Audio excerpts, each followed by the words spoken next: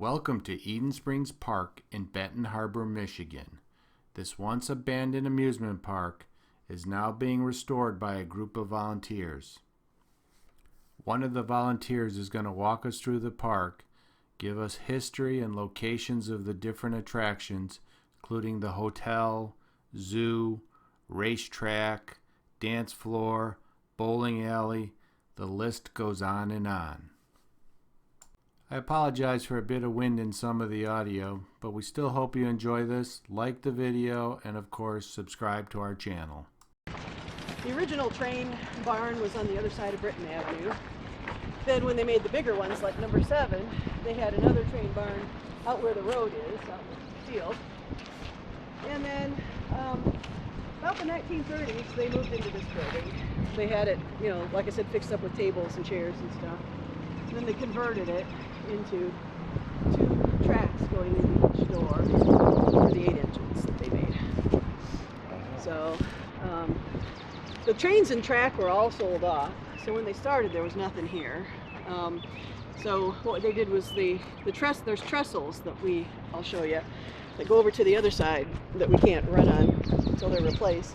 So we just have a small loop right now, where they used to have a bigger loop back in the day. We'll go in the depot and I'll tell you a little bit more about that. So this is the original South Depot. There used to be another one on Britton Avenue, basically straight across from where we're walking at Britton Avenue, and it would come across the trestle. See where that white sign is that looks like an X next to the cottage? That's where the trestle would land, and then they would come in here, let people off. They'd go down into the ravine there. Let's get out of the wind.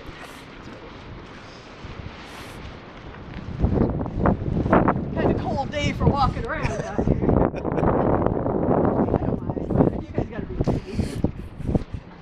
There we go. A little less of a breeze in here, maybe. So yeah, this was the original depot on the south side. This dates to about 1910. The original one had square entries, where this one has an arch. They did the arch in about the 30s. You can see part of the original roof still up there. The House of David is a Christian organization. They still exist. They're still active members. I'm not an expert on the religion. I can tell you the website to go to. I think she had it up. I had it up. I don't understand. Israelite, yeah, me neither. The Israelite House of David. But it dates back into the 1600s in England, basically. And to make the long story short, at the end there were supposed to be 7 messengers, and Benjamin Purnell believed he's the 7th messenger.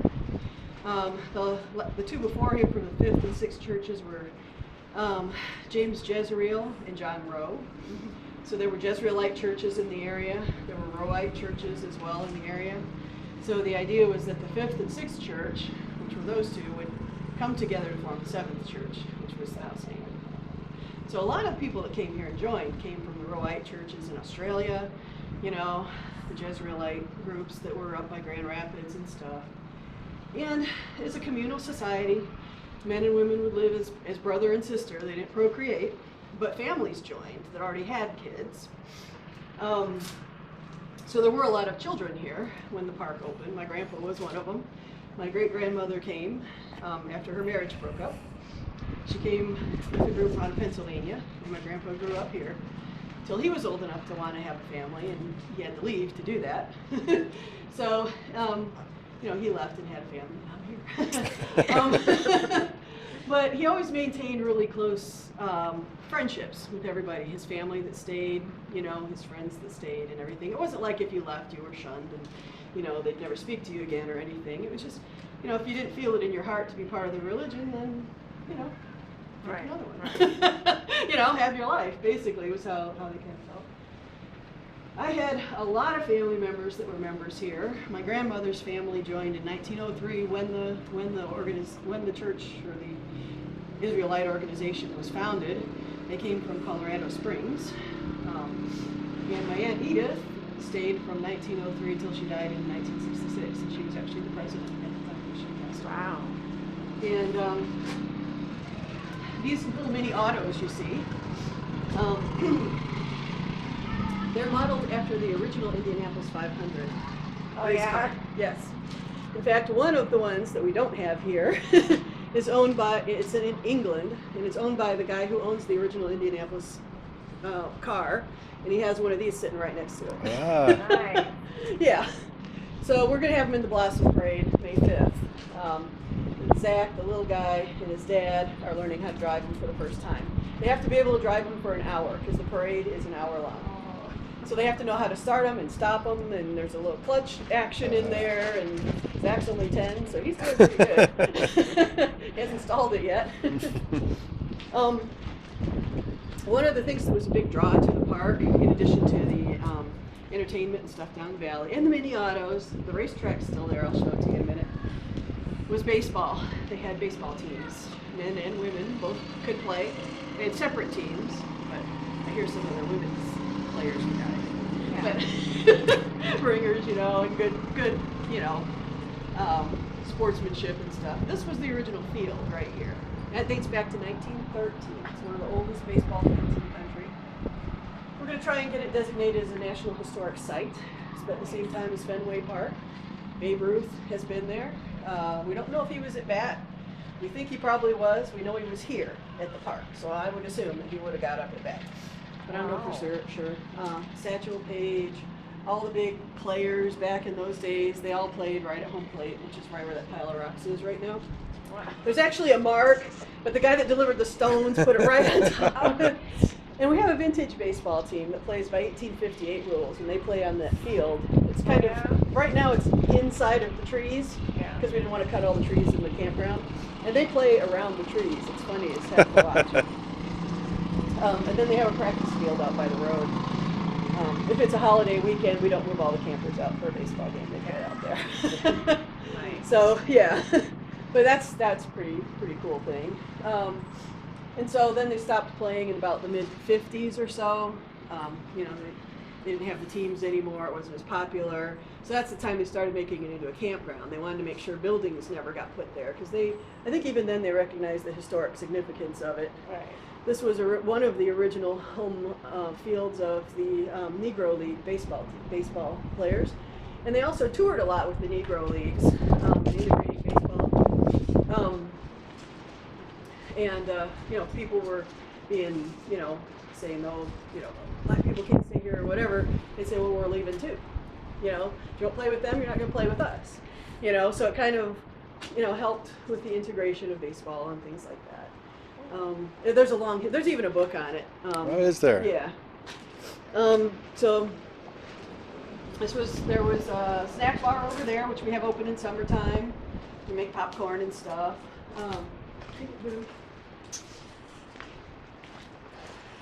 They really want to see all that stuff over there. Oh, yeah. They're like abandoned. Well, this was the hotel and restaurant building.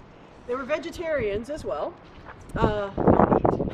A lot of people get them confused with being Jewish because it's called the House David and the long hair and stuff. They are not. However, they had a large Jewish clientele that would come because everyone was welcome. You know? And in those days, they weren't always welcome. And they never had to worry about their diet being kosher because it was all vegetarian. Right. And so upstairs was the hotel. This was the dining room here, and support stuff over on this side, storage, laundry, stuff like that. So what are you guys going to do with that building? Well, we're trying to save what's left of it. Yeah, the young man that you saw in the orange van, or the yellow van when he was leaving, he saved the back part. That tower was going to fall last fall. It was leaning 6 inches in the back, and it was not going to make the winter. Yeah, it was not going to make the winter. So he rebuilt that, restructured that. We restructured part of the floor in here. This whole front wall, not this, but that part is going to have to be, it's going to come down. I'm surprised it's still standing. In the roof, and then we'll put the floor in, and we'll rebuild the wall. We'll make it look like it used to, basically. The initial plan for it is to just enclose what we have there and essentially make it a wood shop on the main floor, so we have a place to make things to restore everything else. Yeah. And then at some point we want to redo the rooms upstairs so that you can go up the stairs and see what the rooms used to look like and come down. But that won't be for a while yet. Cool. That's one of the original cottages over there as well. We spent all last winter restoring that one. So it's all got fresh paint. It's got 3 bedrooms. It sleeps about 6 to 8 people. It's got a bathroom and kitchen and everything. It used to be, the guy lived there for about 10 years and finally moved elsewhere. So we got in and we redid everything, and it's just a summer rental now, weekends and or whatever. But it's a nice little cottage. Let's go. These things, there's that cement bridge you see over there. These are new spindles for that bridge. Oh. The little bridge that you see through the window there. Yeah. So we have to make like 100 of them. These are some of the new ones. We have made the mold from scratch. Wow.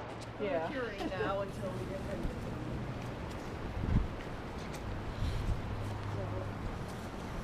Greenhouse. Yeah, it actually was a greenhouse at one time. It had glass. It came out the back. There's where the wall would have been glass. They came back here. They sold bulbs and flowers and all kinds of stuff like that. Hand cart thing for kids. They can sit on it and go like this. They love it. They love it. This back here, again, that's more of a hotel. The rooms were just that. They were a room with a closet. There was no bathroom. Bathrooms were down the hall. There was indoor living. And, bathtubs and things. Yeah. But they were just down the hall. This is part of a zoo area that they had. That yellow building is called the Lion House. There were lions and leopards in there. Further down there was a bear enclosure where they had bears. In front of the orange building where you see the little seashells and the 2 pine trees, that was where they had alligators in there. Oh my God. Yeah, alligators, birds, all kinds of different little animals. At one time they had kangaroos and stuff in here. And then slowly they kind of, Did you hear that? it just got smaller and zoo. smaller. They had an aviary. The animals, most of the big ones, came from the Lincoln Park Zoo in Chicago. Yeah. Marlon Perkins was friends with Chick Bell that ran the zoo, and he'd bring the animals over to a kind of reproduction. Oh, and that's the train trestle? Yep, that's the trestle we're working on. We've got all new supports up underneath it. They're going to be working on that some more this spring.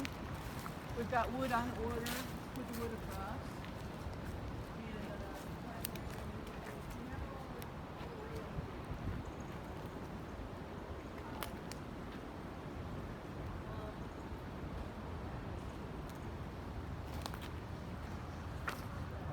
Walk over there. Yeah, just. This one's metal I-beams that go through into the roof. So we take like support down and put a new one up. That one's going to have to be a little bit different. And it's twice as long. This one is a little taller, but that one's longer. So the train used to go up that way, used to go all the way up to Britton Avenue, and then people would get on and off the streetcars up there. And then they'd come around this way in.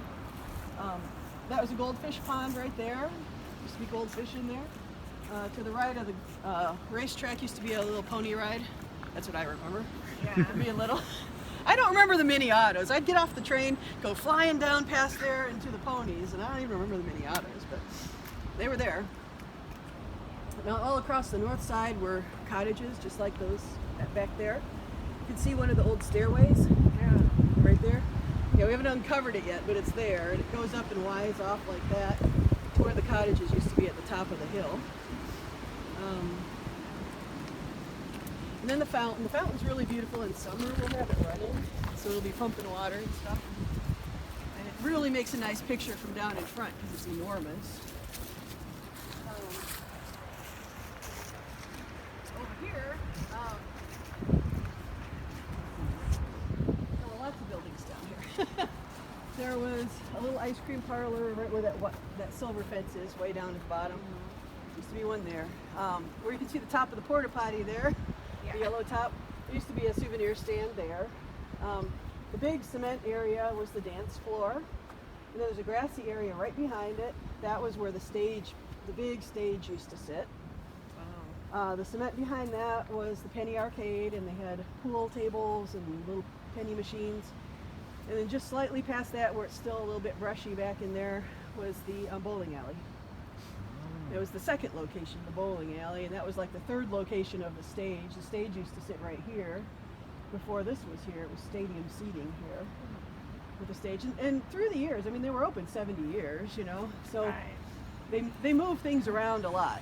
But that's the last permutation of it, if you will. And then where that big rock is down there, where the road curves, that grassy area was also bench seating in there. And there were benches on the hill across there. Benches up here so you could hear music and stuff. And then there's a little road that goes down there to the left of the dance floor, and there's like a wedge where the ties are kind of piled up. That was the beer garden. There's a 3-story building that used to sit there, and they would sell beer and vegetarian food and popcorn and pop and ice cream, anything you wanted basically you could get there. So it was quite the place to come. I mean, there's pictures of this place where it's just solid people all in that ravine, just solid. 10,000 people through here in a day, and it's like, oh my gosh, you know, I can't imagine that many people, but there were. So are you part of the nonprofit organization? And you're Yep, in I'm a charge or volunteer. something? Yeah, Oh, I'm one of the okay. volunteers. Yeah, and I'm on the You're the a governing knowledge board. base. Wow. Yeah. You sure know a lot. Yeah. And then our property continues on the other side. There's actually a power plant over there that was built in 1934, which is locked up right now for winter. There's one remaining cottage kind of right straight over. Yeah, I can see that. That needs some work. Can't use that right now. Mainly because it doesn't have water. It needs to be painted and stuff inside. But we do have power to it. Excuse me. And then the buildings way on the other side on Britton Avenue. If you go back out along M139 to Britton Avenue, the big buildings that you'll see are the ones where the House of David still Yeah, is. we saw that. Is that okay to drive around there too? Or? Not inside the fence area. Oh, okay. They don't mind if you take pictures from the fence, through the Okay. fence and stuff like that. But they don't do tours or anything. Okay. A lot of them are, you know, Private. yeah, well, it's their home, you know. And Sure. they used to do tours at one time. She said, I don't know if there was, you could go in there or maybe there was a fence. Yeah, there had to be a fence in front, I guess. Oh yeah, and that's part of like the indoor exhibit. Yeah, that's what I'm thinking. Oh, lions and bears, look. I'm